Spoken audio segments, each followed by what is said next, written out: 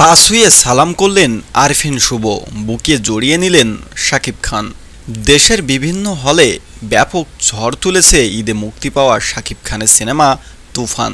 সোমবার সন্ধ্যায় রাজধানীর স্টার সিনেপ্লেক্সের সনি স্কয়ার শাখায় সিনেমাটির বিশেষ প্রদর্শনী হয়।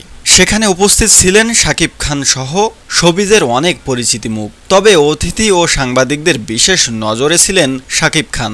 আর সেই মুহূর্তেই সবার নজর কাড়লেন আরেক ঢাকাই নায়ক আরফিন শুভ।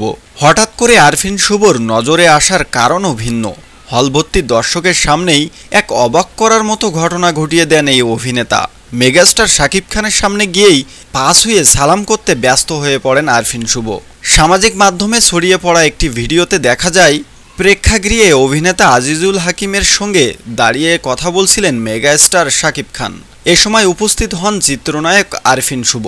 কিছু বুঝে ওঠার আগেই শাকিবের পা ছুঁয়ে সালাম করতে যান তিনি। আরফিন শুভর এমন কাণ্ডে অনেকটা অপ্রস্তুত হয়ে পড়েন শাকিব খান। তখনই শুভকে বুকে টেনে জড়িয়ে ধরেন তিনি। আর এ দৃশ্য আটকে যায় ক্যামেরায়, যা এখন সামাজিক মাধ্যমে ভাইরাল। এদিকে তুফান সিনেমা প্রসঙ্গে আরফিন শুভ সাংবাদিকদের বলেন, রায়হান রাফি দেশের সুপারস্টারকে ঠিকঠাক মতো ব্যবহার করেছেন। এমন শাকিব ভাইকে আগে দেখা যায়নি। আমরা এমন শাকিব ভাইকে নিয়মিত পর্দায় চেয়েছি, এবার সেটি রাফি করে দেখালেন। তার মেকিং নিয়ে আলাদা করে বলার কিছু নেই, দারুণ।